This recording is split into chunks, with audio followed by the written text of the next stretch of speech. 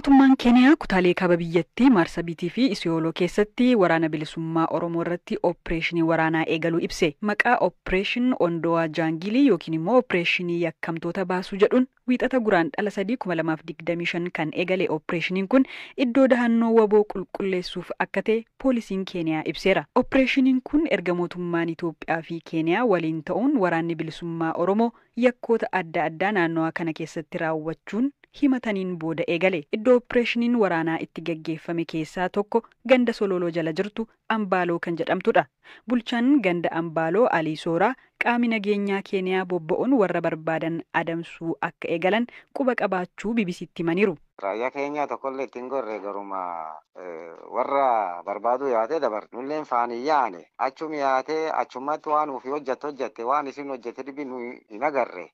Saadduma obbaa aduun dhiite nu mukee galtee dabarte. Waraana ture ukaasii wayii ture laqqawwee waladhanii moo nam hidhanii jira? Waladiisallee hin dhageenye. Lafum kee yaate galte? Isin waan akka aar wayii agarre. Aari wayii mul'ata ammoo duuba dhukaasilleen hin jira. Dhukaasallee dhageenye. Akkasii guddoo gargar hin beeknu nulleen si raasaa wayaana akkasii ollaan kenna gum qaba raayyaan teenne qabdi dibdibii hin qabnu warrillee waa warri yaa'eef warrumatti beeka nullee numarra hin beeknu opereeshinillee karaa hin dhageenye gaaruma garre akkasitti nuyi yabaari guddoo dhibii hin qabne. Aarii kamaani lafa gubatamoo aaruma qawwee? Hin beeknu waan sun numarra hin beeknu achi hin jirru. Olla irra fagoo lafti? Fagoo larra fagoo. Ammoo olla keessa sodaan tokkollee hin jirti garuu uummataatiin. Hin jirtu lakkeen garii uummata naga qaba kamalee salaama qabni. Siin uummata iyyuu man gaafatu iyyuu jeesillee nu man gaafanne. Akkuma waan gara beektuu yaatu malee uummata. Eeriya sun keessa rakkoo waraana ture nadheen fa'a ijoollee dubara fa'a buufataniidha ripootii baay'ee wanni akkasiin jirti olla keessan keessa rakkoo akkasii fa'a argatanii beektanii? Hin beeknu hin garre sun. Waraanni bilisummaa Oromoo waraana Keeniyaa waliin lola tokkollee akka hin qabnee fi isaan loluufis akeeka akka hin qabne ibseera.